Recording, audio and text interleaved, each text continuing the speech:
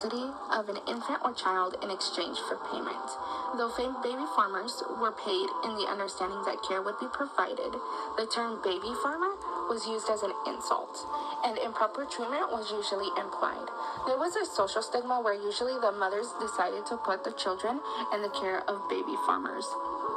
The care and adoption in the period before they were regulated by the British law in the mid-19th centuries. Wealthier women would also put their infants out to be cared for in the homes of villagers for a lump sum. It was more profit for the baby farmer if the infant or child they adopted died, since the small payment could not cover the care of the child for long. Some baby farmers adopted numerous children and then neglected them and murdered them. Several baby farmers were tried for murder, manslaughter, or criminal neglect and were hanged. Margaret Waters was executed in 1870, and Amelia Dyer was executed in 1896. Amelia Sash and Annie Walters were both executed in 1903. The last baby farmer to be executed in Britain was Rhonda Willis, who was hanged in Wales in 1907. The only woman to be executed in New Zealand was Minnie Dean. Although in 1926, Daniel Cooper was executed for the death of his first pregnant wife and 2 infants, in Australia, Frances Knorr was executed for infanticide in 1894.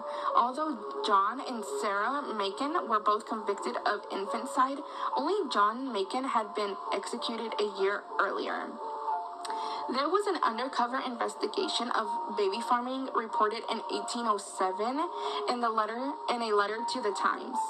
Concluded, children are murdered in scores by these women.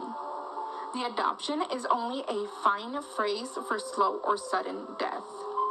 There was also an article in the British Medical Journal in 1867, which stated, the Parliament of the United Kingdom began to regulate baby farming in 1872 with the passage of the Infant Life Protection Act.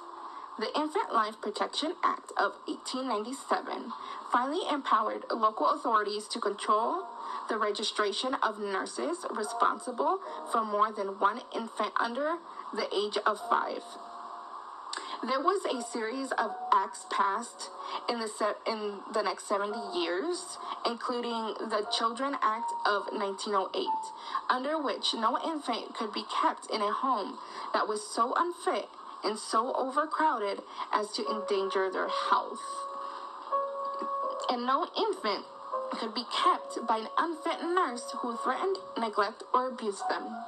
The Adoption of Children Act of 1939 gradually placed adoption and foster care under the protection and regulation of the state.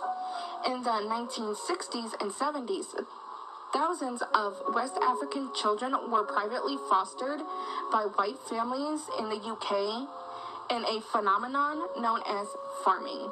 The biological parents were usually students in the UK. They placed ads in the newspapers looking for foster families to care for their children. In March of 2013, there was a sci-fi episode called Haunted Collectors, where John Safis and his team discovered that a Boston cigar bar was used to house a baby farm in the 1870s.